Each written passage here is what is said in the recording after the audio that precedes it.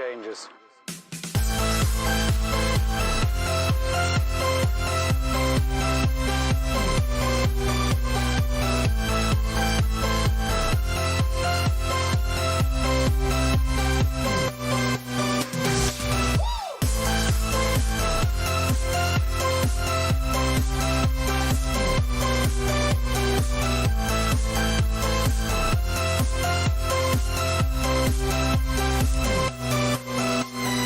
Life.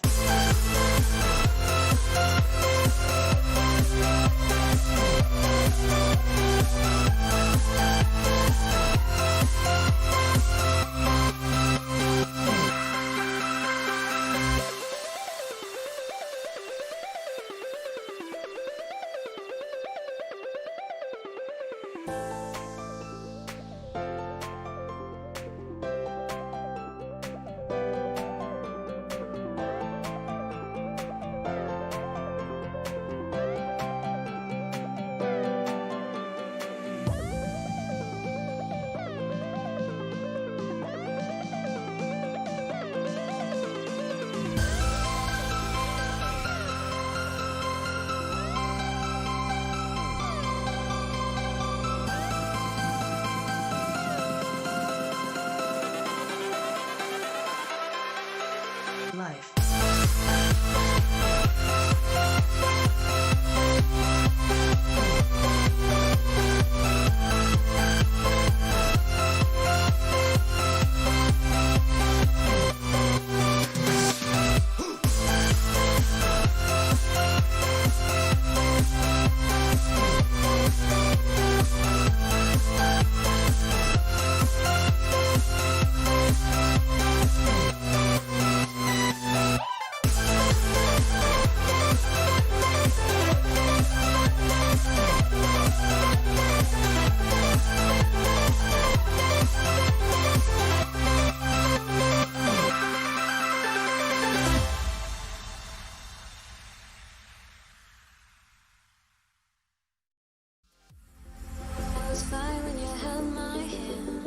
I was fine when you pulled me down. You said the stars would answer. You said our prayers were written down. I was fine when you pulled me in. We were forced to be human, and then the world came after, and I had never questioned it. And they said it was wrong.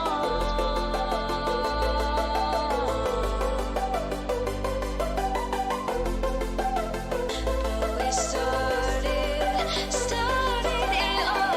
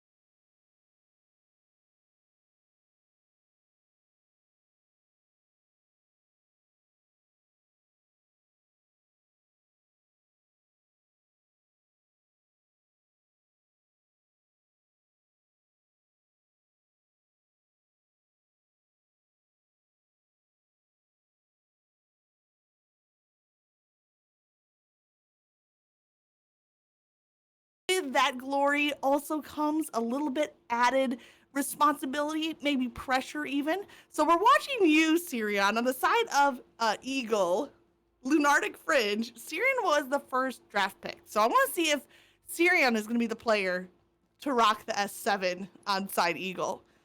Now, on the opposing side for Cobra, we have Iron Skull Enablers.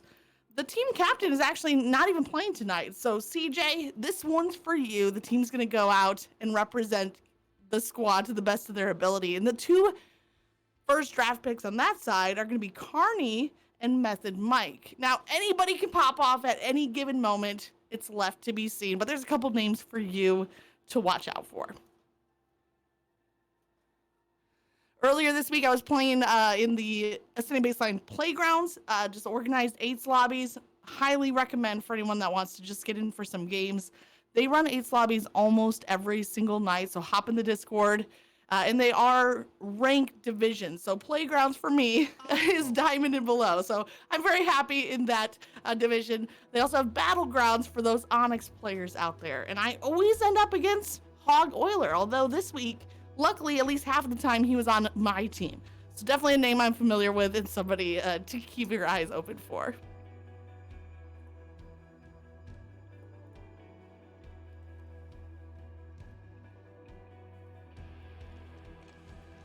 Loading in off of the break. And we're gonna hop on board with Hog himself. So already tossing those grenades to top mid, trying to deny a free sniper pickup. But down below at bottom mid, Most Red Rose is kind of taking that subway route. It's going to be taken down by Sirion. Hog regens that shield, no problem. It looks like Hog might be the objective player here. So I was kind of calling him out to be one of the lead slayers. I appreciate, I respect this. Willing to take on whatever role is necessary, as it is going to be the side of Lunartic Fringe with the first few seconds on the board.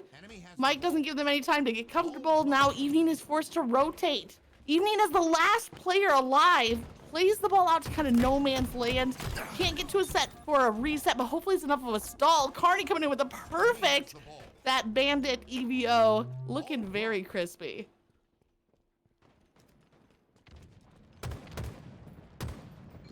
Staying on board with Carney. I don't want to jinx Carney.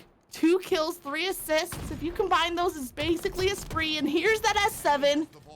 I mentioned that in this draft league, on the side of the Iron Skull Enablers, they did have back-to-back picks. So it was Method Mike and Carney picked at the same time with the snake-type draft format. So Carney already living up to that expectation of what does a first-round draft pick do? They get out there, they get the job done. 3 kills, 4 assists, and I want to see a full spree, although I like the selfless plays here, really setting up teammates.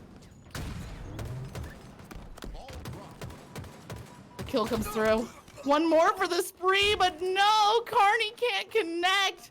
Already at 5 assists, but the killing spree is gonna have to come on the next life. Evening has, I believe it's the player on the other side, I missed their name, that has him down to 1 shot and a remote detonation. Carney off the respawn. He is one of the first medals. Love the utility of a remote detonation.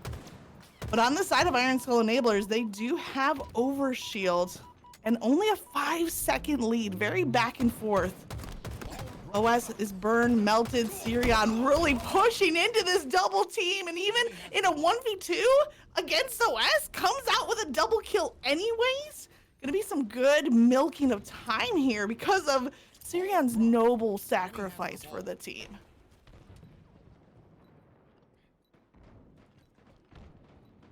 Evening, a little bit of a flank play here. Look at how far separated they are from the rest of their team, and that positioning is paying off. 1 kill. Potential for 2 more cleanups. Grabs a repulsor. Do we have a mind the gap here? No! The ricochet from the heat wave. DevTrog actually angled that heat wave to bounce off of the floor to get the kill. Usually you see heat wave kind of going around corners with like a bank shot on the side wall, but this was actually a bank shot off of the floor to get the kill. 3 rounds left in that heat wave for DevTrog to do some more damage across the map. Method Mike comes out with a double kill, and 4 go down for Lunartic Fringe.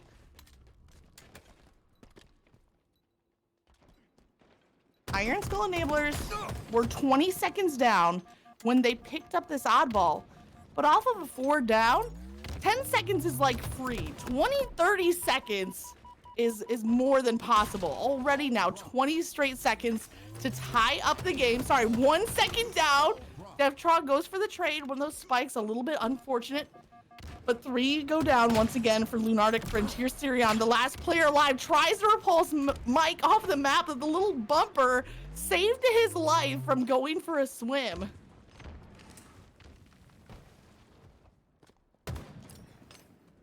Having a little bit, I think comms were not quite as crisp as I would have liked there. Mike kept looking at the top of the tower, but his teammate was there. The Sirion had already rotated away, so maybe a little bit of chaos on the side of the comms, and the ninja comes through! Carney secures the ninja, a naughty angel. You hate to see it. Or maybe you love to see it. A little bit of both. Deadlocked at 52 apiece. Iron Skull Enablers have fought their way back to regaining that lead. Once again, they're playing without their team captain, but I have to call out Method Mike, filling in that role as needed. 16-7 is Mike with multiple double kills across the kill feed. But now he's the last alive. He's trying to milk a couple of seconds. 10-second lead. The chase is on. He rotates out. Is there any way that he gets back to his team as the last alive? Mike is finally taken down, but he's lured out Lunartic Fringe players from any level of safety. Enemy has the ball. Ball dropped. This is the chance. Lunartic Fringe on the comeback. Dropped. Just 3 seconds away from tying up the game yet again. Still nearly 2 minutes of playtime, so it looks like we're gonna get one team or the other to points, but it has been so back and forth. Just nickel and dimes worth of time on each side. Carney, a player at key door, has this flank, but he does have Most Red Rose with some crossfire. I think Most Red Rose, that angle kept Carney alive. Those are the type of plays that don't always show up on the stats, but they're impactful. Carney stays in the game, gets the perfect kill before catching an unfortunate grenade. And this is the fight that's maybe more crucial than any fight thus far in the game. With a minute 30 on the clock and 1 point difference, it's Mike. Double positive, 17-9, but not too much of a slayer to get the objective role taken care of.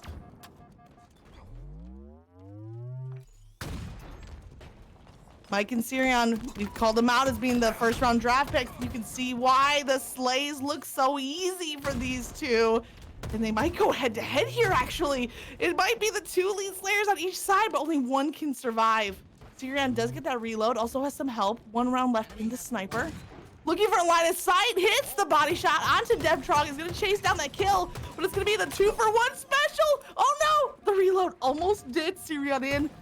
Red Rose dipped out of that fight, doubled back. 4-point lead for Iron Skull Enablers. Sirion, oh, the repulsor of the frag grenade. Nearly got the return to sender. Pushes 2 players back and just buys more time as Hog Oiler once again escaping with that objective. So the numbers are on the side of the Enablers, as well as the lead. Bodyguard medal comes through for Method Mike, keeping his team's oddball holder alive, as does the reset from Red Rose.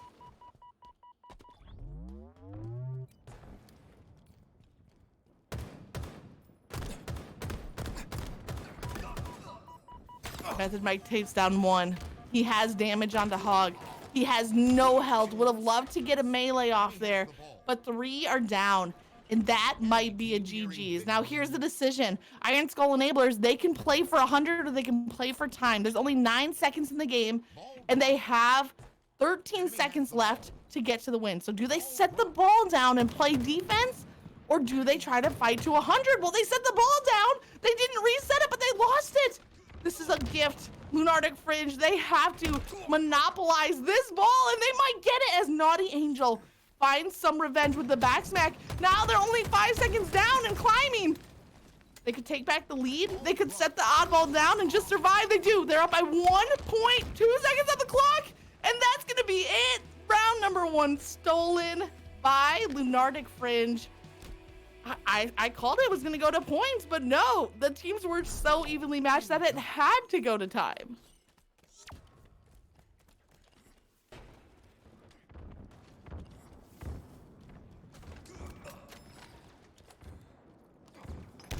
Enemy has the ball. Ball dropped. All 4 down for Lunartic Fringe. They might have stolen that round away, but Iron Skull Enablers look like they're coming back with a level of intensity. They're not going to let this one slip through their fingers. Now, round number 1, both teams were almost neck and neck throughout. I think the most I saw was a 20-second lead that Lunartic Fringe had earned. Off of Iron Skull Enablers' team wipe, they were able to come back, but now we're seeing something totally different. A level of control and defensive efficiency that was honestly missing from round number 1. Really impressed with this setup.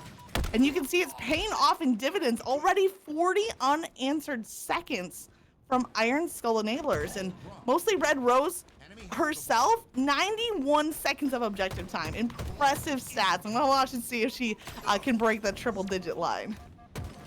Enemy has the ball. Oh, the pink mist comes through. Devtrog, it's enough for a trade with that Needler.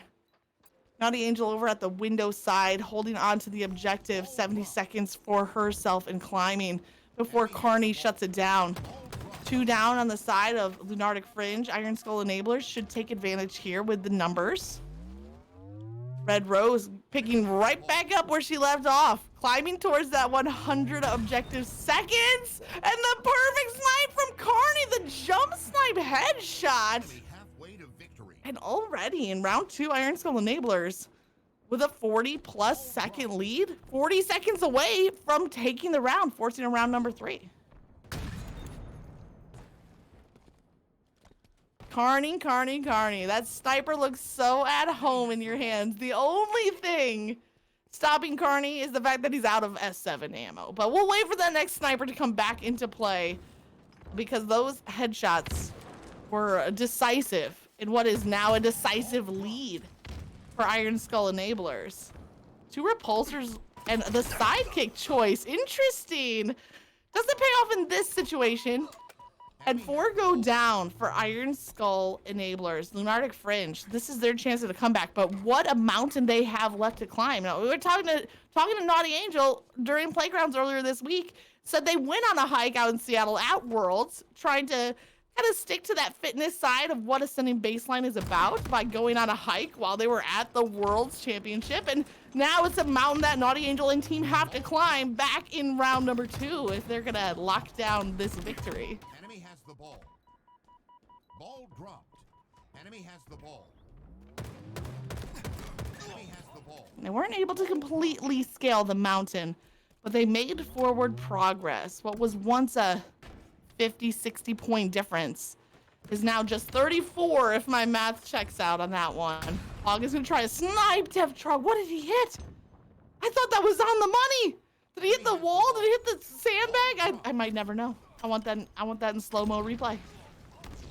Ball dropped. Plasma grenades flying. Hog Oiler now with the S7. Ball dropped. Keeping it out of Carney's hands might be half of the battle here. The lead cut to 30, but it's a 2v3 situation, and Hog needed to connect on that snipe. Unfortunate. Worth going for to even out the numbers. But as it stands, it's Iron Skull Enablers just 20 seconds away from forcing that 3rd round. Overshield in Mike's armor, making him the most deadly, dangerous tank of a player on the map. Enemy has the ball. Can he use it to maybe even milk the final seconds of this objective? The pressure is coming in. The team fire is going to be too much. Mike trying to stay alive, and it's going to be Red Rose and Devtrog each finding a kill that are going to keep Mike alive and in this game.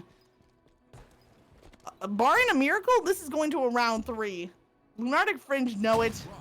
I don't think they have an angle to approach, especially with Mike locking it down with that sniper and just stalling long enough. Round 3.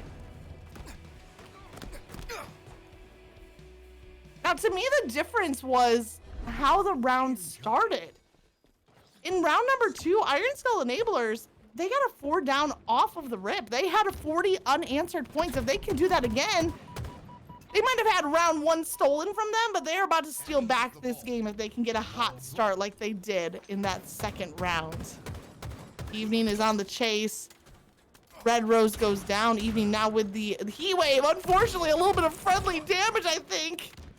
But all is fair in love and war, and this is a little bit of both. You love Halo, but they're gonna war for this win. Evening, once again with a heat wave, has Carney down to 1 shot at cuts. It was enough to buy space for Hog to secure the OS. 2 players left standing, and it's both power-ups here. On the side of Lunartic Fringe, the sniper and the overshield. Only 1 second of objective time combined in nearly a minute of gameplay. Let's see if those spike grenades do any damage. Oh, enough for an assist to come through. Picking up a couple of frags as Hog picks off a kill onto Mike to keep teammate in the game. I love this team rotation right now from Lunartic Fringe. As 3 go down for Iron Skull Enablers, they need to sneak away with this objective, but DevTrog is quick to get back into the action. Still numbers though for Lunartic Fringe. They need to rotate this ball. They need to set up a defense. What we saw at the beginning of round number 2, Iron Skull Enablers had tower side defensive positions set up, and I want to see that level of map control from Lunartic Fringe to kind of equalize things. We're starting to see it, but this time on the opposite side of the map until it's broken. Enemy has the ball. Ball dropped. Now, where does Iron Skull Enablers go? They rotate to A. Their 40 unanswered points in round 2 was on tower side. Do they have the same proficiency here on A side? Carney through the shroud screen goes in for the fight, finds the melee takedown. He has the ball. Sirion, however, wins that OS. I just think Iron Skull Enablers didn't get enough time. They had a full team wipe, and they only have 8 seconds total to show for it. It's just not enough. Off of a team wipe, you should push to milk for a good 20. I would be happy with 20 seconds of objective time. But 8 is just not it. Ball dropped. Evening is the only player alive right now for Lunartic Fringe. Enemy has the ball. Ball dropped. Let's see what they do with it. Iron Skull Enablers once again had the numbers advantage. The ball. No objective time to show for it. Enemy has the ball. Ball dropped. Oh, I love this positioning from Mike, though, on the high ground tower. Oh, he wants the triple, but no. Sirion's going to find the multi-kill instead. Numbers down on both sides. Sirion trying to rotate with a sniper. He caught sight of a player scampering away. Mostly Red Rose. Dodges 2 snipes. A little bit of a matrix dodge there. Sirion clambers to the top of the tower, but Heat Wave beats Sniper, at least in this instance. 3 down for Lunartic Fringe. Now here's the test. Iron Skull Enablers, they have the numbers advantage. Can they quickly turn it into objective time? DevTrog does that, gets to the ball, and is able to rotate out. I had to wait and see if he would make it around that corner. But much better objective efficiency in this series of events from Iron Skull Enablers. 2 players on the team with 38 kills apiece. Mike and Carney, those tied for first round draft picks. Enemy has the ball. Most Red Rose blew past the 100 seconds of objective time all the way to 131, and now DevTrog is, hey, I'll pick it. You guys keep slaying. I'll take care of the oddball. Hopefully gets a reset here as the pressure comes in. Great play of the ball. And it looks like Red Rose is the only one alive. Enemy has the ball. On the side of Iron Skull Enablers, the respawns are coming back in, and off of the reset, Lunartic Fringe are going to pick up where they left off. Now a 30-second lead. Gotta shout out Naughty Angel, also crossing the triple digits for objective time with 109 seconds. A quick play ball comes through, but what madness, what chaos we have here at the bottom of the tower. There's just dead bodies. twirling on the ground. Oddball getting Enemy thrown team off the getting map. victory. Absolute mayhem. Ball dropped. Enemy has the ball. Ball dropped. Mike wants this kill.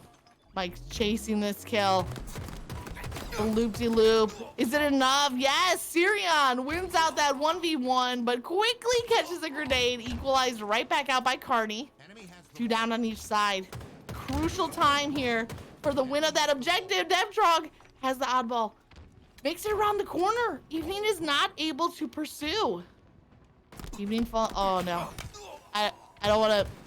Maybe the controller batteries. I don't know. Stay tuned. Enemy has Yeah, that's what I was afraid of. It looks like Evening has, in fact, disconnected. We'll see if they end up playing it out. the ball. But as the thing stands right now, it looked like it was approximately a 40-point lead on the side of Lunartic Fringe. I had it clocked it at 83-43, but hopefully we can go back to the tapes and find out, because, I mean, this is round 3. Like, it doesn't get much closer than that. A great start to the 3rd round here for Lunartic Fringe, and, you know, merely seconds away from hopefully taking game number 1 of the series. But unfortunately, Evening was disconnected from the lobby.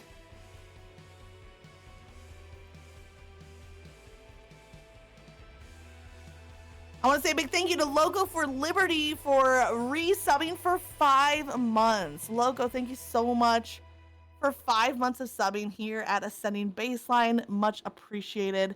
Thanks everybody for tuning in, cheering on maybe some players that you're a fan of, some teams that you're rooting for. We'll try to get the conclusion of game number 1, but let's take a second to look at the stats as they stand. I mean, outstanding players. Sirion, Carney, I guess there's something about those players that was just a step above. Sirion with 44 kills and only 33 deaths. And on the other side, Carney, 41 and 24 with a 23.3. Now, I got to shout out Carney, 19 assists. I wanted it to be just a nice 20. Just one more. Just one more assist, Carney. Come on. I wanted to see a 20 there, but I'll have to settle. I say settle facetiously. 23.3 KDA.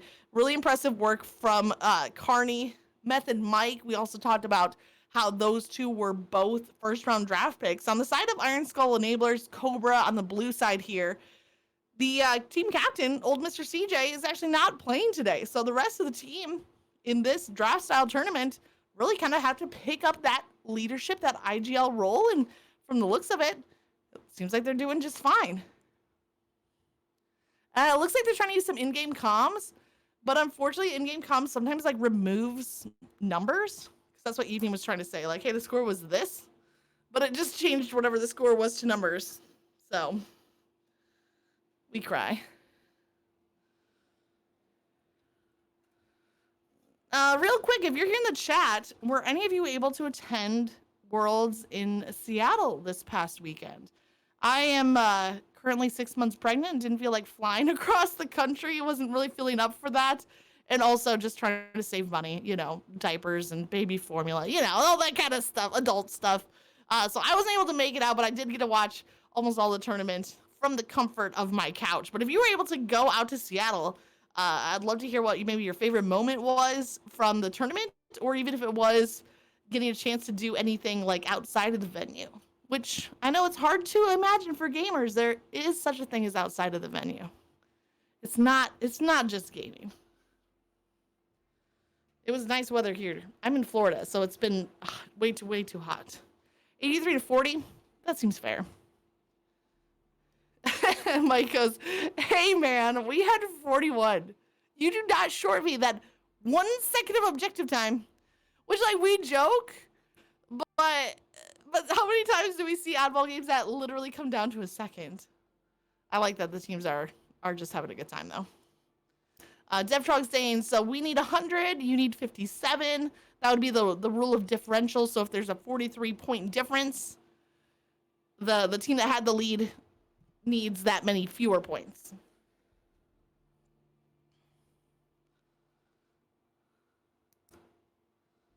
That sounds about right. I knew it was, I figured it was 40 something.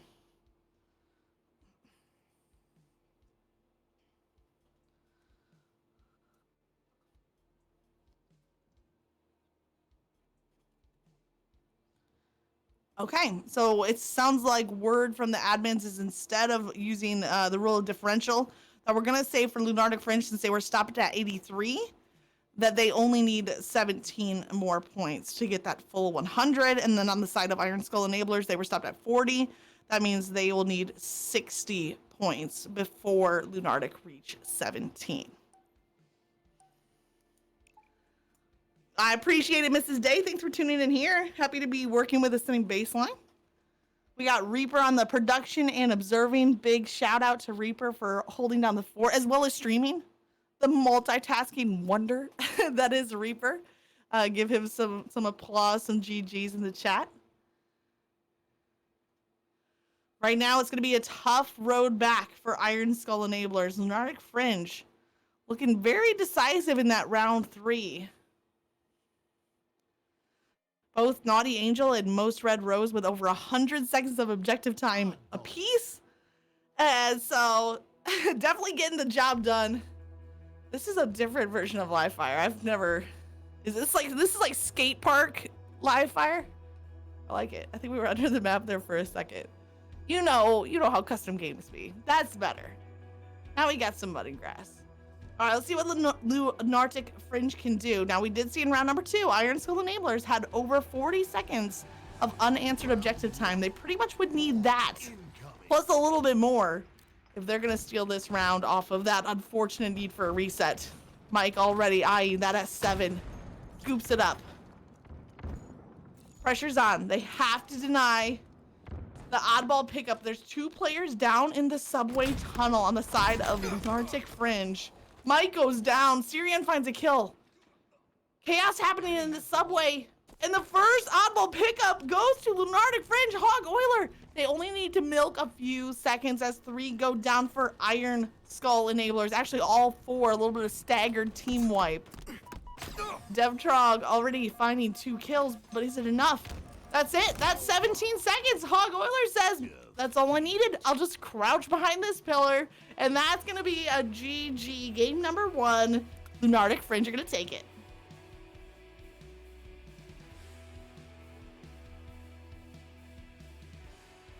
Yeah, we love our objective girlies doing the job. So shout out to Most Red Rose, Naughty Angel.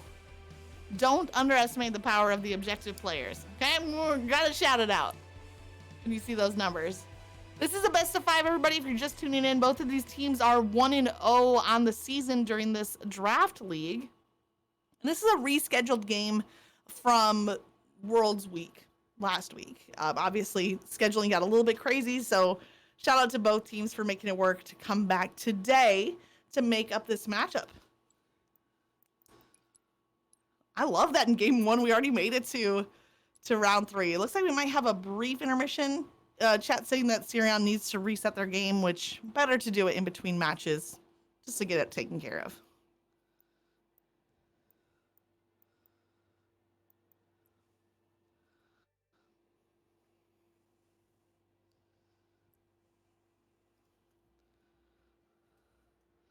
Now, Chad, I think that I'm, what's the expression, preaching to the choir here when I say this, but if you haven't joined the Ascending Baseline Discord, please make sure to hop in. Please check out the 8s lobbies that are happening almost every single night.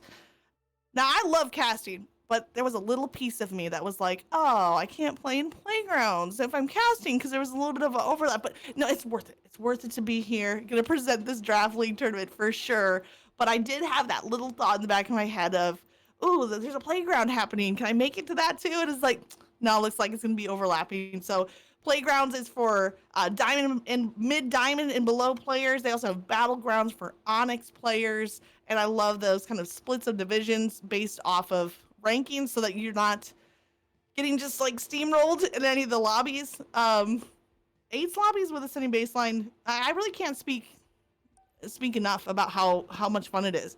Just to be able to load in. You have 8 full players. You know what the map mode setup's going to be. You're not going to get stuck on the same map game after game after game. They run 6 matches and change up teams every 2. So you end up playing with pretty much everybody who's in the lobby. Almost everybody is using comms. It's very like laid back, good vibes, and give it your best shot for the win. So I ran one this week, and then I ran a couple of lobbies back before Worlds as well. So make sure to check it out and get involved in the Discord for those. Slayer.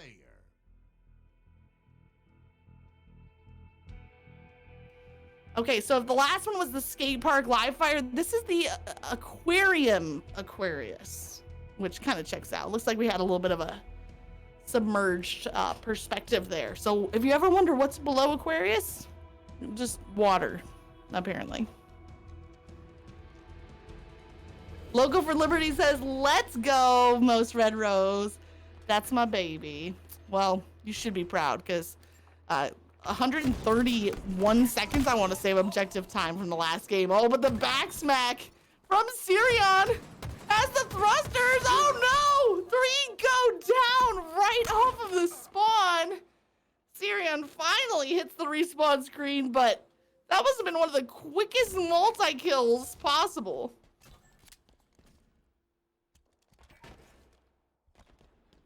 Quick off the respawn. Now I'm just gonna watch out. If Sirion has thruster, like watch your back, like quite literally. How about the sidekick though? Sidekick looking good too. Sirion wanting to double down after that game 1 kind of squeaky lead. Trying to get a little bit more into, ooh, sidekick too? That rapid fire. I don't think I could move my trigger finger that quickly. That's incredible. I'm telling you, it has to have those hair triggers. You know the controllers that have like, you don't have to fully pull the trigger for it to activate? It's gotta be. There's no way. My right pointer finger would be screaming trying to fire that quickly. On board now with DevTrog. 3 and 2. 3 kills for himself. It's a little bit of a flank play. Does leave the opponent, no surprise, it was Sirion, at 1 shot. Cleanup comes through from Carney. 2-point lead right now for Lunartic Fringe, and most of that credit, I just gotta go to Sirion. Sirion single-handedly has more points than all of the other team combined. I mean, how can you not shout that out? I'm not gonna say one-man show, but there's an argument there for it. Carney rounds the corner. There's 2 players in front. A little bit of combined fire. I love how many assists are coming through. Teams really giving good comms, giving pings, cleaning up kills from each other. Evening tries to rotate for some high ground, but caught in the middle of a reload. I have seen that on Twitter ever since Bandit EVOs have been out. Ever since. It's been since Tuesday, Magic. It hasn't been that long. But ever since Tuesday, yeah, I am seeing that. One of the more common complaints is the time to reload on the Bandit EVO feels a little bit too long. As you can see, a player got singled out there. One of those micro adjustments. Mike is 5 and 3, tied up game now as we see more players from the side of Iron Skull Enablers kind of picking up some kills. Has a couple of frags, but no time to even fire them. Sirion with another multi-kill. Do we see another triple? No, gonna have to settle for 2 and an assist, but Sirion is still 11 and 6, nearly double positive. Sirion has on armor that makes him go faster. It certainly seemed like that from that opening break triple kill, but it was the thruster usage. So Sirion plus thruster equals triple kill, apparently. Right off of the spawn, too. Nice play there from Carney, utilizing high ground, a little bit of strafe action to stay in the fight. Commando on backup. How do you avoid the long reload of the bandit? You just use the commando and swap between the 2 weapons. It's working so far for Carney. Swapping back and forth between those 2. Sirion's gonna be the one to shut that down. DevTrog on the run. No shields and not able to get the melee for the trade. Hog Oiler, a nice double kill. Hog Oiler looking for more. It would have been a triple, but there's a little bit too much time in between the 2nd and 3rd kills there. It can count in our hearts though, Hog Oiler. An honorary triple kill. The Needler at the ready. Pink Mist, ready to track down the targets. QT spawning at top mid, but Carney with a beautiful line of fire. Lasers across the map. Carney finds 2 before Evening takes down that kill, and now, seemingly out of nowhere, a 3-point lead on the side of Lunartic Fringe. They were able to lock down game number 1 after a quite the brawl. Quite the nail biter of a brawl in game number 1 between the two teams.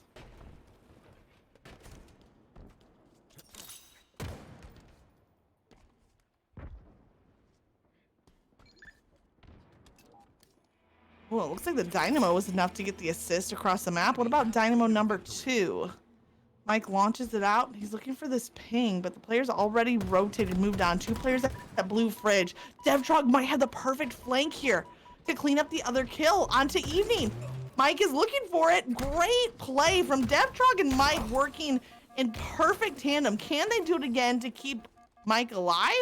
Looks like it was Carney with the cross map shot, but I'm really impressed with that team play on the side of Iron Skull Enablers. They were able to get 3 unanswered kills there without trading out. And because of that, now the lead is back in their hands.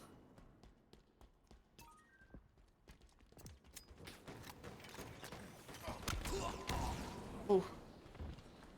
You know, I tell you what, being the one-man army that Sirion has been in this game was enough to get that early lead, but is it enough to win the game? You would hope that team plays like what we just saw from Iron Skull Enablers is more than enough to overcome, but watch out because Evening is starting to get heated up. Evening with a double kill. Devtrog tries to reload, caught in the corner, singled out, deadlocked. Some would say that Slayer starts at 30. Well, if that's the case, both teams are starting with a level playing field, 30 apiece.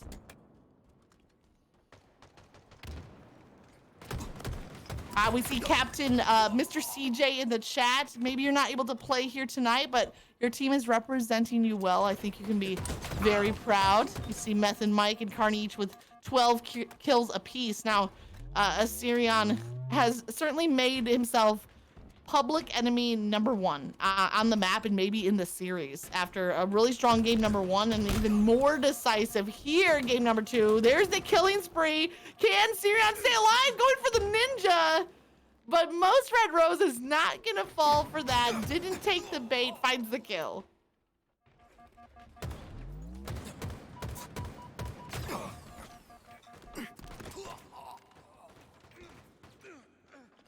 Two-point lead for Lunartic Fringe.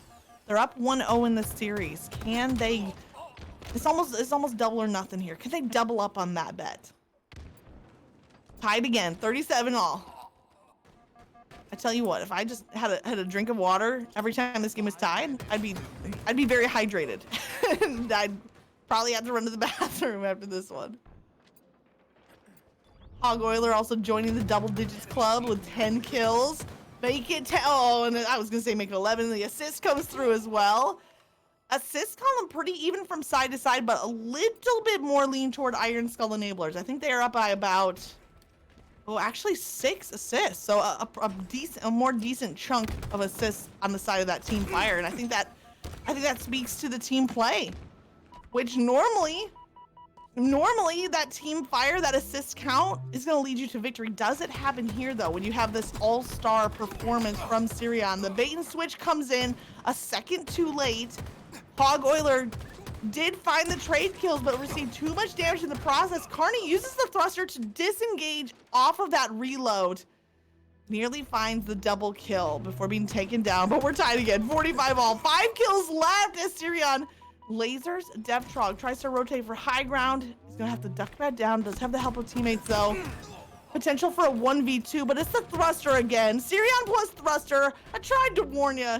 It led to a triple kill off the opening break, and it might lead to a victory here, as now Lunartic Fringe are just 1 kill away from the victory. They have a player singled out, and how appropriate for Sirion to hit the final kill for an even 25 slays. Now, that's not to say the rest of the team wasn't contributing. We see it in the kill count, we see it in the assist count, but having half of your team's kills in a slayer, pure domination.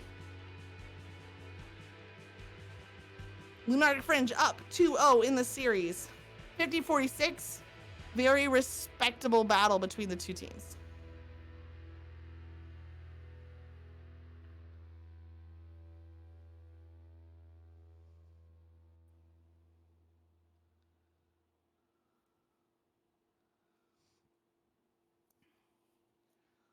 Looking over the stats, also want to shout out Mike, Carney. Those two have had Very similar stat lines from games 1 and 2. They're doing more of the same here, each of them ending up at 18 and 13. The difference there being the assists from Mike nearly in double digits. So unfortunately for Iron Skull Enablers, the team fire, the assist advantage, not enough to overcome what Sirion and the rest of the team were delivering in this fight. 25 and 14 is just wild. Well, we were talking about CJ not being able to play today, but it looks like he's seen enough.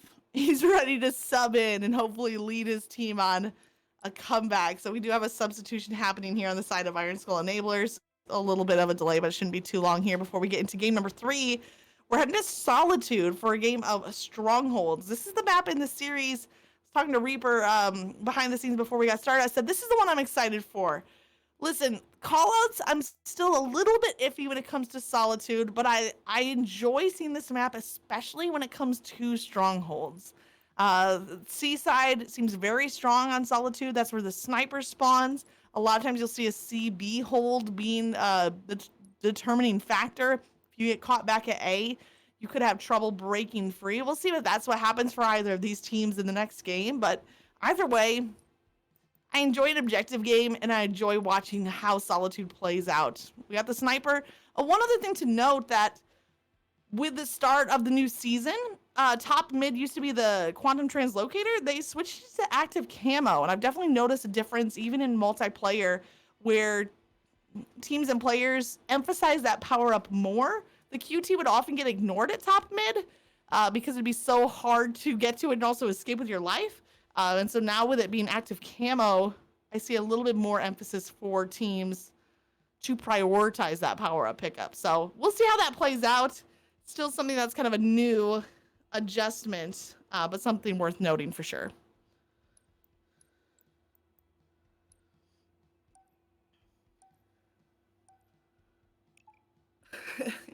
We'll see if Mr. CJ can indeed, and I quote, show those young whippersnappers how to place a reticle. We'll see if we get some age before beauty here from the team captain, Mr. CJ, subbing in.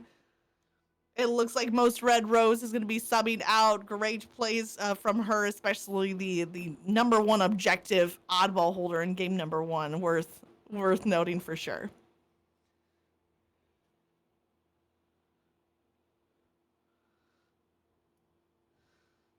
All right, chat, I'm going to give you a chance right now. Is this the start of the comeback for Iron Skull Enablers? Or do Lunartic Fringe lock it away in a 3-0?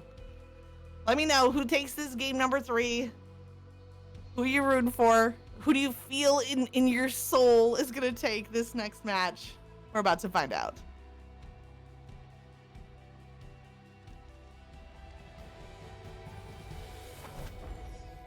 Bump and Scatter said they reverse swept us last week when they made the same switch. Oh, that was the strategy.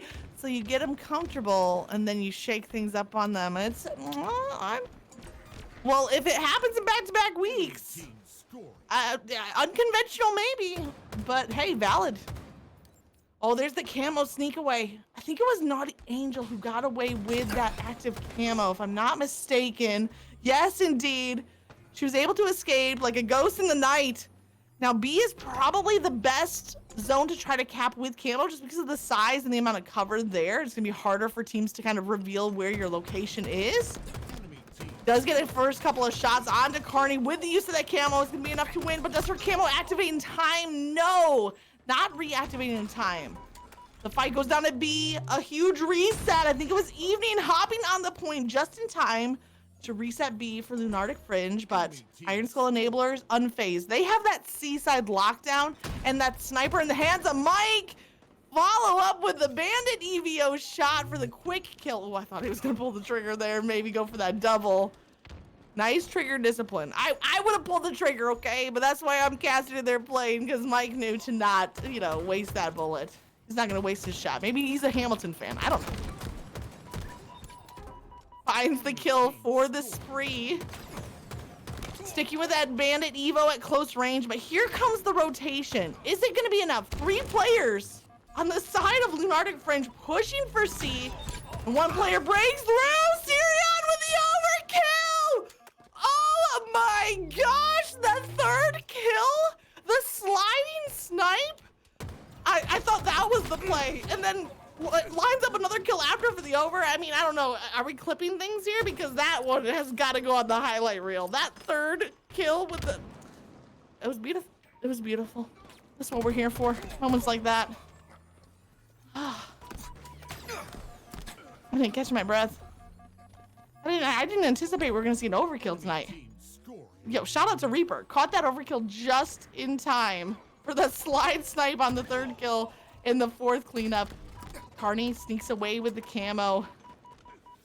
Nearly a tied game. Looking deja vu to what we saw in that oddball game number 1 with the back and forth between these two teams.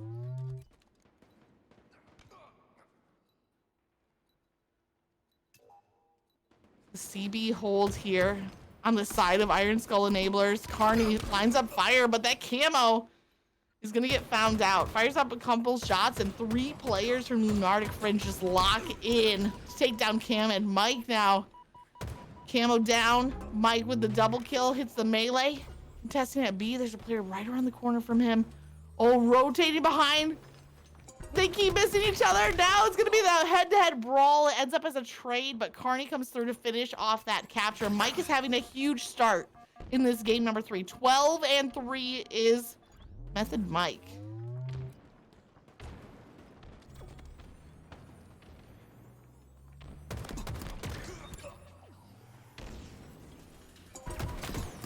He is quick to flip back to Lunartic Fringe.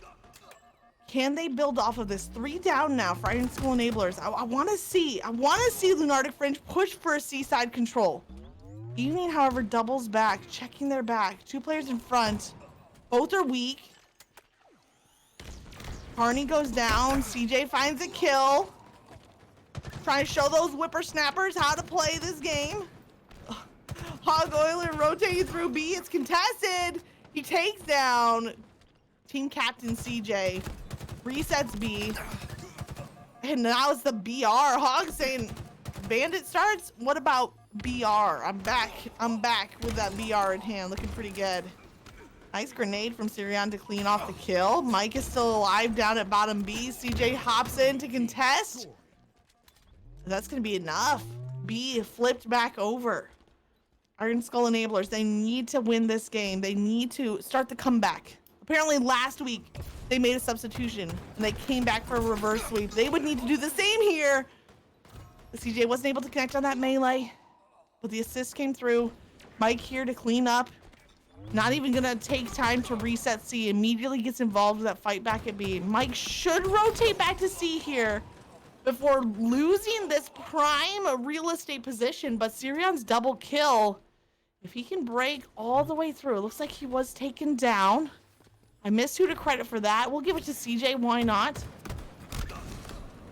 A nice back smack from Evening, tosses the plasma, which almost stuck down at a driveway. CJ with the double kill. Trying to capture B, nice double from the team captain himself. That's what you like to see. And now it's on Iron Skull Enablers. They passed that Master Chief 117 points. They're halfway to victory in what would be the first step of a potential reverse sweep. Back onto B, contesting the point, gets the melee, gets the reset. Taking down the process, a noble sacrifice, but that leaves Carney as the last alive. It's a 1v1 for the moment. Naughty Angel versus Carney. Naughty Angel disengages, waits for some backup, but Naughty Angel softened up the kill. Sirion cleans up the final shot. Naughty Angel's not done though. She's working on that C capture, but double teamed. A and B are both about to be flipped. What was the potential for a triple cap on the side of Iron Skull Enablers? It's turning back to zone advantage on the side of Lunartic Fringe if they can hold on to B. Camo and one thruster. You might think magic, one thruster. What is that? But it's Sirion with a thruster. You remember what happened on Aquarius? I do. I might have a memory like Dory, but even I can remember one game ago. The thruster play comes through. The ricochet on the frag and the camo reactivates. Carney kind of blind firing, and Sirion's gonna use that advantage to potentially set up a triple cap for Lunartic Fringe. They're down 80 seconds. The triple cap might be their only way back in this game.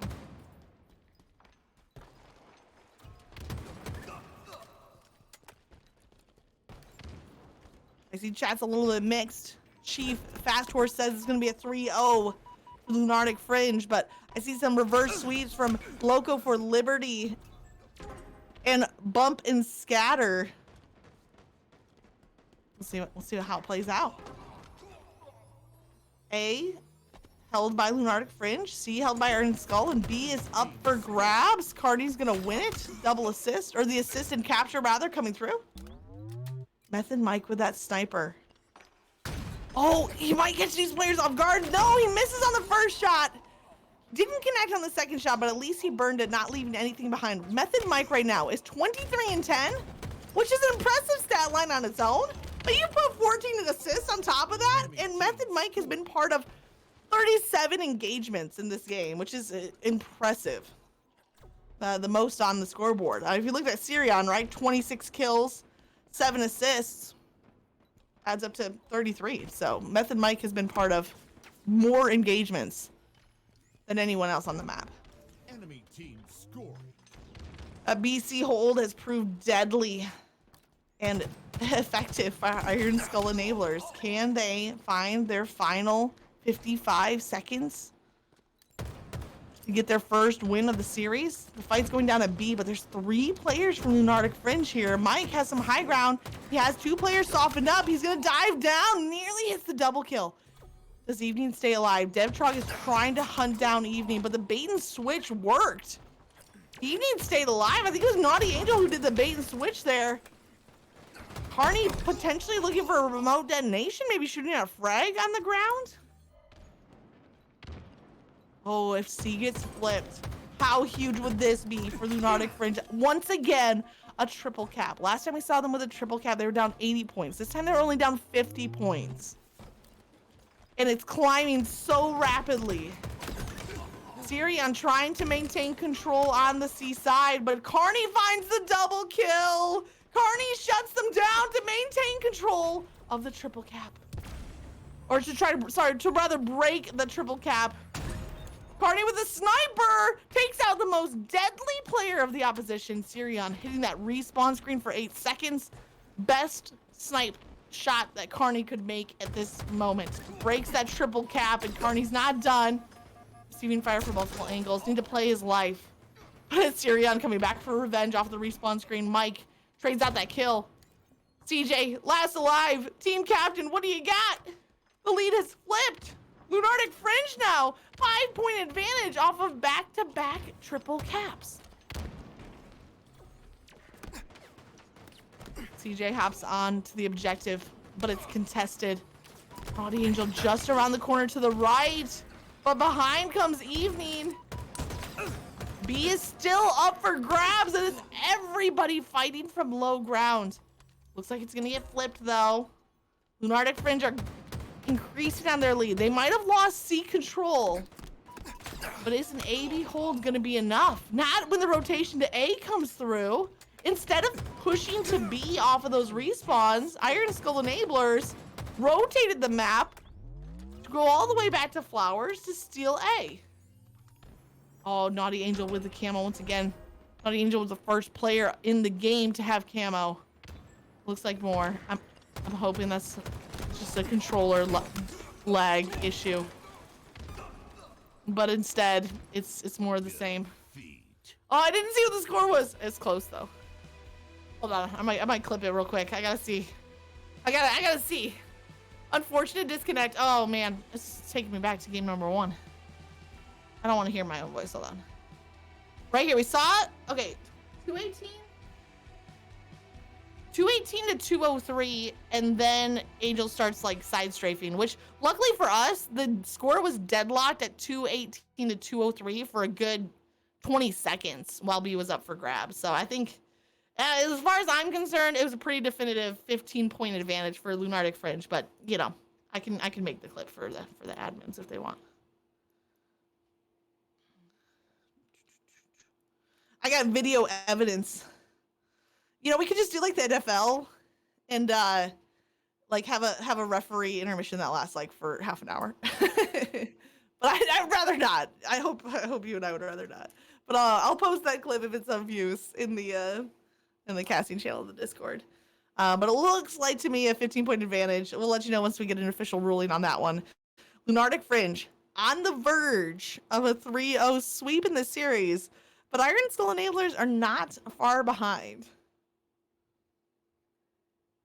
Bumpin' Scatter loves my clips, especially when he has camo and I hide in the corner to backsmack him. Those are the best clips, right? Like, those apparently later in the series, he did the same to me. Somebody asked, did you clip that one? Why would I clip myself getting deleted from camo? I only clip it when I remove somebody else's camo. Obviously. All right, so a 15 point. So the question I have is, are we going to pick this up like we did game number 1, where Lunartic Fringe only need the remaining points, which I think is 37. 32. Okay, thank you. So, yeah, 32, yeah. So 32 seconds needed for Lunartic Fringe to finish off their 250 points. And then 47 on the side of Iron Skull Enablers. So still 15, I mean, still some wiggle room there. Still some advantage. Still some chance for them to come back. Okay. So that 15-point advantage is being credited to Lunartic Fringe. And they're hoping to wrap up the series if they can hit 32 before Iron Skull Enablers hit 47. I'll type this out in chat just so we're all on the same page. You probably saw it on the player comms as well.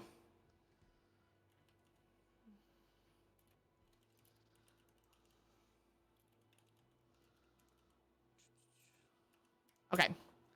All right. Lunartic Fringe need a 32. Iron Skull Enablers need a 47. Let's see what happens as we head back to Solitude for this quick reset of game number 3.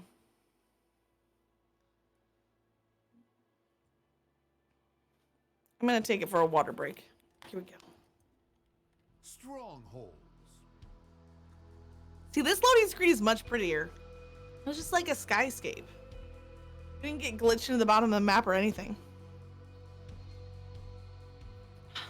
Who's my player to watch out for as we kick off? I gotta say Carney. I gotta say Carney from Iron Skull Enablers. Carney was making some big plays to break the triple cap, to steal Seaside Capture, and Carney has been consistent throughout this series. So if there's a player that I'm looking for on Iron Skull Enablers to bring them back from a 15 points down, I'm gonna be looking at you, Carney, but don't get caught in a reload. A little early on that reload might cause some trouble. It has damage onto 2 players, but Mike is caught off guard, and for every Carney on the map, there's a Syrian on the other side ready to take advantage of the double kill. 7 seconds earned here for Iron Skull Enablers. But that Seaside control and that sniper control, so important to break. Syrian trying to stay alive. It looks like Mike has Syrian pretty well pinned right now, and the crossfire is going to be huge. DevTrog and Carney each find a pick, but I have to shout out Mike for setting up that play, and now it's a triple cap. Iron Skull Enablers, 24 seconds and climbing. They need to hit 47 to force a game number 4. Mike going down at B, something familiar. 2 go down. Mike trying to make it 3 down. Hog Oiler last alive. They only need 15 more seconds. Hog Oiler has to fall back, not pushing into a 1v4. It's gonna be one last desperate attempt from Lunartic Fringe to break this setup, but Mike, your cheeky little positioning is just lasering everybody on the map. 1, 2, 3, go down, and the clock is ticking off of respawn. I didn't mean for that to rhyme. Sometimes a poet didn't even know it. That's gonna be it. Iron Skull Enablers, they do it off of the reset. They come back off of that triple cap, 49-0. It's gonna be enough for them to force a game number 4. This series is not over yet. Go get your popcorn. We got more Halo. Popcorn. 218 to 250 is gonna be the end score line.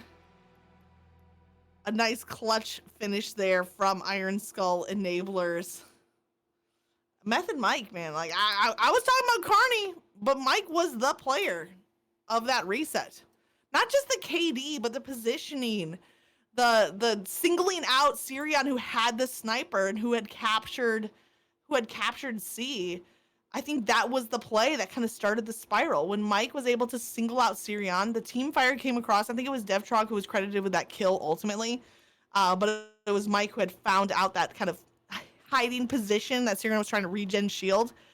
So Mike singling out that sniper player, whether it's Sirion or anyone, you single out the S7, you focus the S7, you take it down, all of a sudden you have map control, and that has to go credited back to Method Mike, player of the game, to force a game number 4, and it's going to be a CTF Empyrean.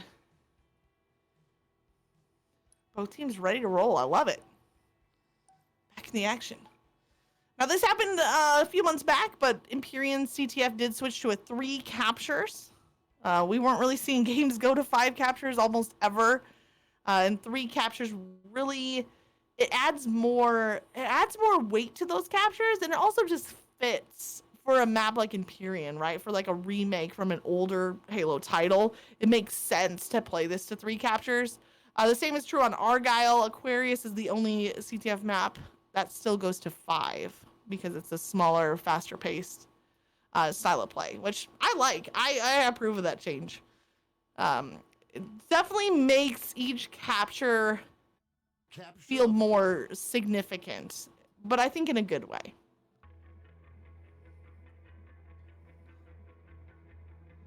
It just sometimes it gets a little bit old when every game would go to time. Now there's more games that go to score. Time should still be a factor, but you want to at least have a chance of getting to those captures before time runs out. Let's see whose opening break is stronger here. One thing about Empyrean is there's so many power-ups off the rip. There's 4, 2 snipers, overshield, and rockets. DevTrog finds the rockets and the double kill. But on the other side, it's Sirion with the sniper OS combo. Was it Carney already breaking through to the flag? That was one of the quickest flag pickups I've ever seen. Didn't lead to anything. Looks like that flag's gonna be reset. Sirion's still on the hunt.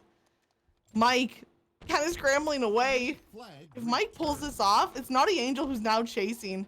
Sirion trying to find, oh, Mike took down Naughty Angel who's chasing him down.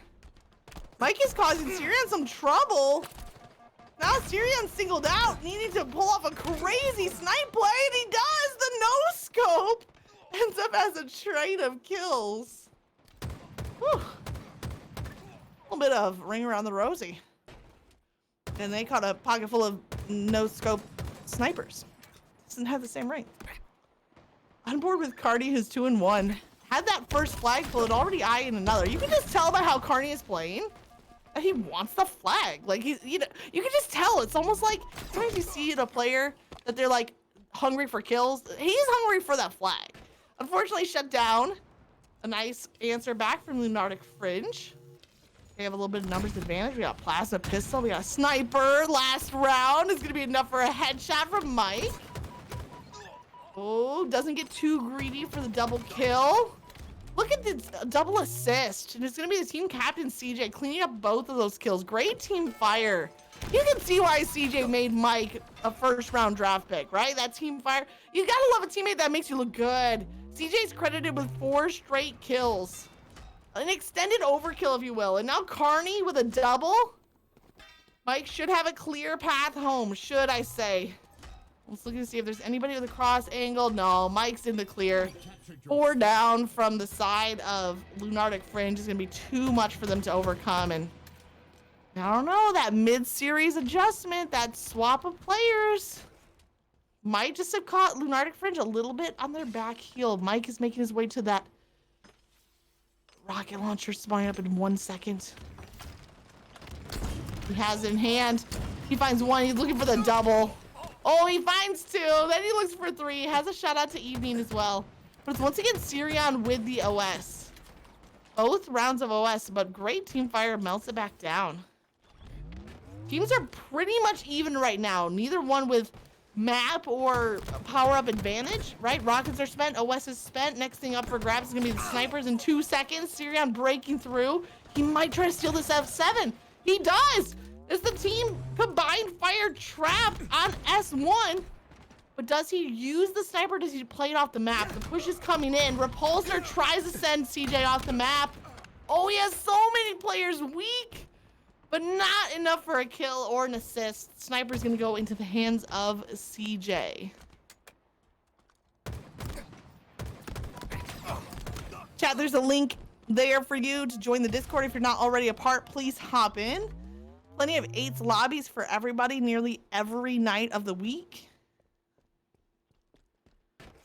Whether you're diamond player, plat player, I know ranks just reset. So what are ranks right now? Onyx players, we got 8s lobbies for almost everybody. Check it out there in the Ascending Baseline. There's also more. There's health and fitness. There's food channels. You know, sometimes I like to cook and I'll post a picture in there if I want to brag about my creation. You know, place for everybody in the Ascending Baseline Discord. Fitness as well. And also if you're an Apex Legends player, stay tuned for potentially more on the Apex Legends front. All that can be found there in the Discord. Go take a look.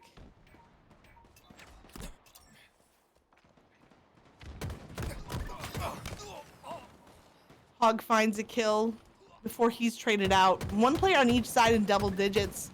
A couple of familiar names that we talked about all series long. Sirion with the 12 and 5 and Mike with the 10 and 6. Naughty Angel back against the wall. Has Devtron down to 1 shot. Naughty Angel is going to get credited with that assist as Evening once again comes through for the cleanup kill. I'm almost always seeing Evening either cleaning up a kill or securing an assist. Just one of the most team fire oriented players on the map. And I respect it. You can see the 5 assists there for Evening. Devtrog finds a double kill. Could be the breakthrough to the Rockets. CJ is going for Rockets. Hog tosses a nice frag, but it wasn't enough. CJ has the Rockets in hand. Did Sirion get the OS again? I almost think that Iron Skull Enablers might have both power-ups because of their positioning. Yeah, there's CJ with the Rockets. It looks like a teammate in front of him had the OS. It's Mike. Oh, what a great observer swap from Reaper, so we can see Mike chasing down a kill. With plenty of OS left to work with, we had seen, if I can do my, past tense verbs correctly, Sirion with both rounds of OS previously. So Mike breaking up that trend, that pattern. Spells for good things here for Iron Skull Enablers. Opting to use the BR instead of the Bandit in this fight. Finds a kill. Helps with another. This should be a flagpole for sure. 4 down for Lunartic Fringe. They're going to spawn back on that sniper tower side. Is there any crossfire from the rest of Iron Skull Enablers? It looks like yes, there is. Those respawns are in, but this run looking very similar to run number 1. Good flag juggling until I jinxed it. That curb slide caught Mike a little bit off guard, and no, he's just short of getting the capture. What was such a clean run? Might be stopped just a little bit short. 4 go down for Iron Skull Enablers. Sirion going for the return. The counter pull is in. The return, no, right at the 90-yard line. I mean, the 10-yard line, you know what I mean. I don't watch football anymore. Esports are greater than traditional sports. Right at the 5-yard line, we'll say. The flag stopped short of the second insurance capture, but now 4 go down to the extermination. Mike, what are you doing? Killing all of the other team is what he's doing. The newest medal in the game, that extermination, comes through for Mike. Overkill is fun, extermination is better, as Mike secures both. But even off of 4 down, Lunartic Fringe are back with a vengeance. They have just below 5 minutes to get a capture of their own. Iron Skull Enablers spawning up on that sniper tower. Sirion isn't able to connect on 2 shots. He's trying to run interference. He's literally body blocking for the flag runner. Get down, Mr. President. Let me take this bullet for you. As Hog Oiler in this scenario is the president running the flag. Evening dives to the flag, taken down, 4 down for Lunartic Fringe. And we're gonna see almost a deja vu-like play on the other side of the map. Once again, the flag stopped at the 10-yard line, right in that red zone, ready for a capture. What about this run? Devtron's looking good. Receiving fire, stopped short. This is the 1-yard line, quite literally. There's no way that this gets reset, right? This is a capture. Surely it's a capture. No, it's not. It's a return and a counter pull. Incredible. Enemy flag returned. I think I'm only casting one series. I'm gonna lose my voice in just this singular game right now. All fair, all fair. Hog Oiler with the Needler, dealing out some pink mist damage. Gets 1 kill, leaves Mike at no shield. Mike a little bit cornered here. Mike is at 20 and 10 right now. That double positive looking very nice. Mike was MVP of the last game. Can he do it for back-to-back matches? Back and forth is incredible in this match. Both defenses just holding that end zone line. Mike has damage onto 2 targets, utilizing that BR to its fullest extent. Doubles back, has to settle for a trade. One player is Hog Oiler, who's still in the back of the base, but Carney is finally made aware just in time. I was worried for a minute there that Hog Oiler was gonna give him the slip and gonna be the little rat in the back of the base that they couldn't exterminate, but finally dealt with. A little bit of a standoff here, which if you're on the side of Iron Skull Enablers, you're happy with a standoff. Oh, you're even happier with a no scope. Oh, even happier with a double kill. Let's go, Carney. Hog Oiler last alive on the side of Lunartic Fringe. Forced to fall back, and now we see some map positioning once again from Iron Skull Enablers. They don't need another capture, but insurance right about now would be nice, and Carney's trying to make that happen. Hog Oiler does get traded back out. Great snipe plays. And potentially this would be the last round of OS and Rockets, barring sudden death. Oh, Devtron, unfortunately, went for the rocket play. I wish there was a melee there. A melee would have gotten the kill, and Devtron would have stayed alive with 2 rockets left to use. Both rockets have been spent. Evening bunny hops over a rocket in order to secure the kill, and surprisingly, OS is still up for grabs. Evening doubles back to pop that OS. Smart heads up play. OS is spent, but Evening still is alive to show for it. Frag grenade took a little bit too long to throw, not able to get the reversal. And as 4 go down once again for Lunartic Fringe, I'm just wondering, do they have enough time to stabilize? I mean, technically, yes, with a minute, but as far as map control, any weapon control, it's gonna be really tough for them to regain in the last minute of this, especially if CJ is holding the line at long hole. Beautiful plays there. Mike doesn't need this kill, he just needs to stay alive. Almost the ultimate jinx. It's not my fault, Mike, I'm sorry. It's Sirion in the back of the base. Oh, I love this plasma grenade. Forces Sirion to rotate into the bullet. Mike is next on the list.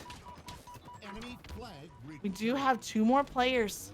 Naughty Angel and Hog Oiler rotating together on that long haul side, but Carney shuts down both Evening and Naughty Angel. Hog Oiler trying to be a nuisance to the back of the base. 30 seconds left in the game, but he's gonna get swarmed.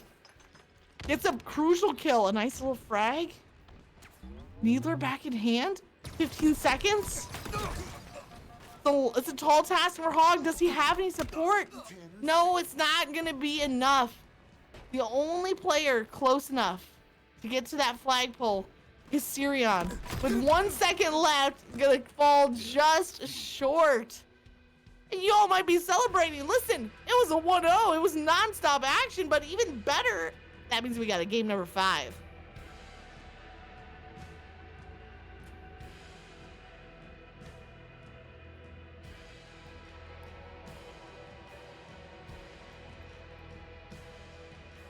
I cannot believe that we saw 3 flag runs One was stopped at the flag plat. One was stopped just outside BR spawn. And one was stopped literally 1 yard, like a meter away from the capture. Whew, that was incredible. I love Mike typing in the chat there. Just giving respect to Naughty Angel, who apparently took him down so hard in Sword. Gotta respect the opposition. You put 5K on the reverse sweep? 5K channel points? Do we get a poll going? Most Red Rose says, shh, don't let them know our secrets. It's all part of the plan. What a fun game that was to watch, though. The defensive stops had my heart racing. We had the extermination from Mike. That was a lot of fun. Here we go, guys. Game number 5. This is going to be the last match of the night. Going to recharge for game 5 Slayer. No sniper. I was going to say for the first time tonight, but there's also no sniper on Aquarius. But we had live fire, Solitude, Empyrean. We got kind of spoiled with the S7 plays. I'm not complaining. But for recharge, we're going to have the shock rifle in play, as well as active camo once again at bottom mid. I'm really happy with Solitude changing from the quantum translocator to the active camo. I mean, let me hold up a sign that just says, like, prove me wrong. Like, if you disagree, you can disagree. But QT on Solitude spawning at top mid was a little bit meh. At least with camo, if you grab it and quickly activate it, you have a chance to escape with your life. It's kind of a combination to me of the item itself and the spawn location. Similar to here on Recharge. Like, if this wasn't camo, how would you get out of the pit with like a QT to actually be able to use it? You know, it makes more sense for it to be camo when it's so exposed out in the open. Looks like Carney might be making a rotation here for that shock rifle. There's a player on bat ledge just to their right. Fully rotated around behind. I haven't even caught sight of who this is. I think it's Syrian. Carney in the fight, and it was Syrian who was on that chase with the shock rifle and now with the grapple. Hungry for more kills. Now remember, game number 2 Slayer. Syrian went 25 and 14. Had literally half of the kills for the entire team, opening up on that Aquarius Slayer with the triple kill with the use of the thruster. No thruster in hand here, but we do have that grapple rather as the mobility utility item. Let's see how Syrian can put it to work. We're trying to use it in almost a speed boost format there. Has the player weak but not able to connect. Great awareness from Iron Skull enablers. And once again, that team fire. Look at the assist count already. 6-3. Iron Skull enablers doubling up the assists to the side of Lunartic Fringe. It wasn't enough in game 2 with their assist count to win the game, but yeah, it looks good right now.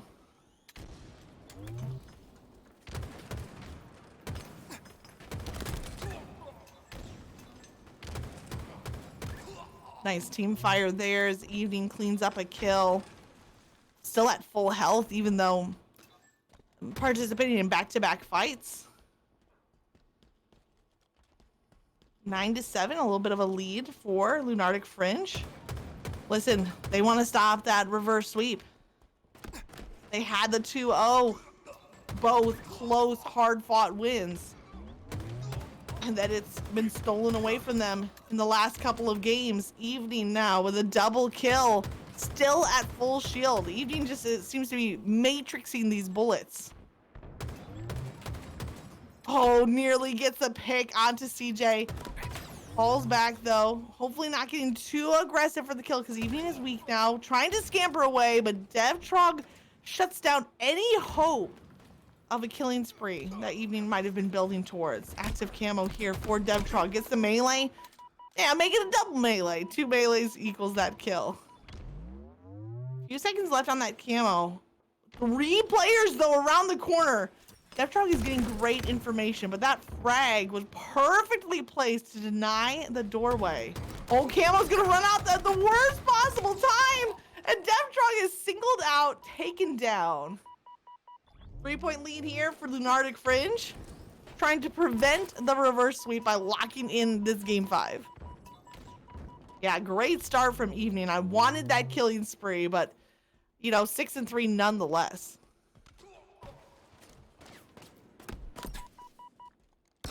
Nice little preventative grenade there from Hog, tossing the plasma. Hardening with a shock rifle.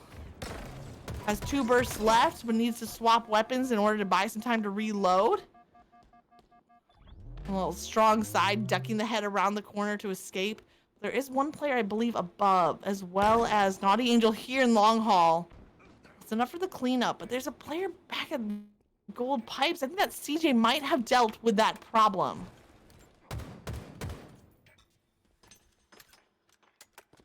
Look at Hog Oiler over at C Plat, kind of potentially singled out. The rest of the team for Lunartic Fringe are all at elevator A side. DevTrog finds that opening pick. 1 point lead. Oh, Evening caught at Heaven. Carney scrambles away once again, utilizing that corner to strong side, but re-engages, but just like needed 2 more seconds to recharge that shield. A little bit too early on that re-engagement, and Hog Oiler with that high ground position dealt out a problem. Now it's Sirion with the camo, the double kill. Great comms from the team because both of those were cleanup kills, so you know that the team communication is on point. On the side of Lunartic Fringe, it's paying off right now. They have that 2-point lead. Carney gets the remote detonation, shooting that grenade off of the spawn or off the floor in order to get the kill. Sirion with the camo running out grabs the other available power weapon, or tier 2 power weapon, that shock rifle. Evening is going into the fight, but you can see there's 3 players around. Okay, hey, Evening, you found 1 before you were taken down. And a 1v3, that counts as a win in my book. Sirion find 1, make it a double. Do we see a triple? There it is! Sirion with a triple kill! 30-26.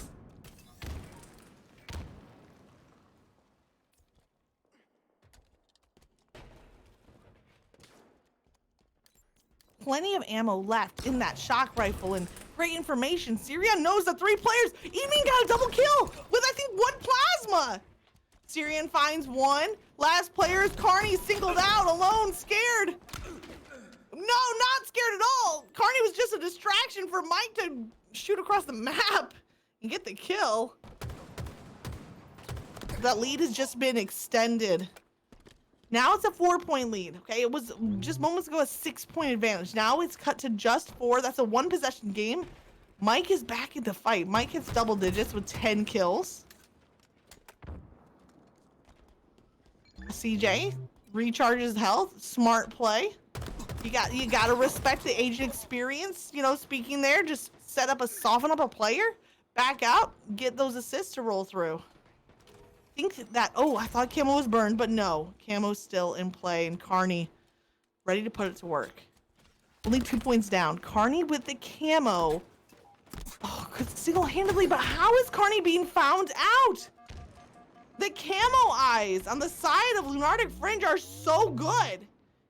Great survival there from Carney. Forced to disengage from 2 fights, and this camo all but negated, but survival being the priority. The 1-point game.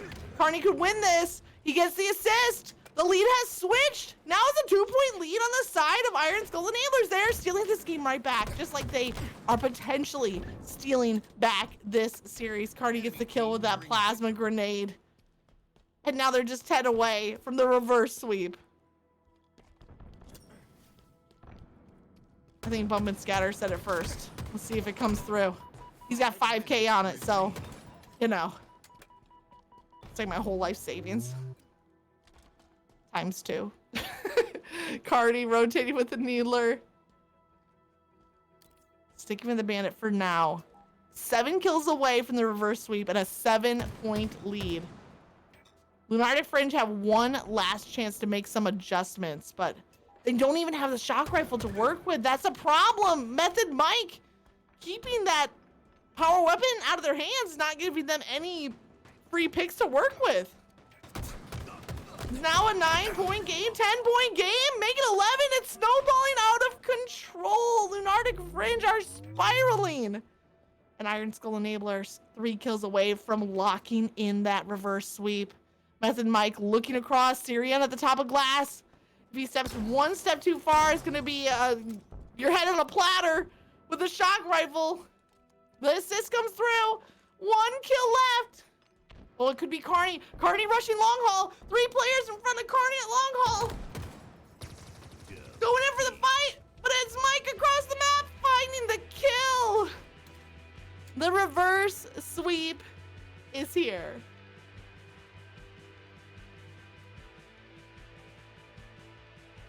What a series. Every game had me wondering who's gonna turn up, who's gonna ice up.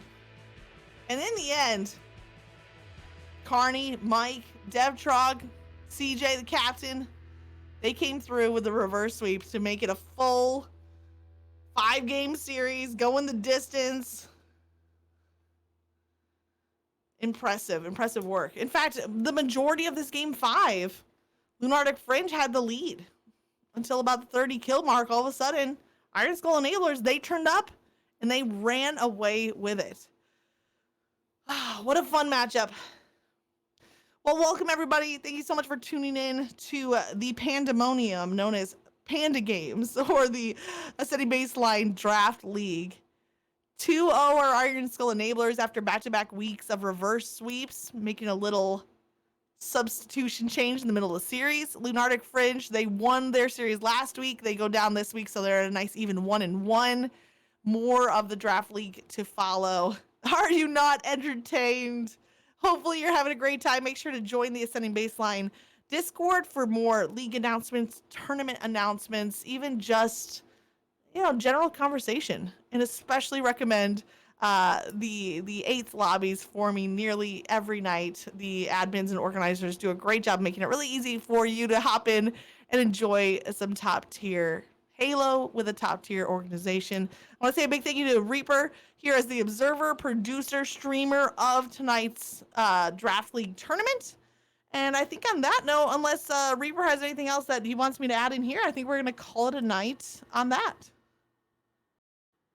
All right, everybody. Sounds like that's how we're going to wrap it up. Great 5-game series. Congrats to Iron Skull Enablers. All 8 players really showcasing their skills here. And we'll see you for the next one. Have a good night, everybody.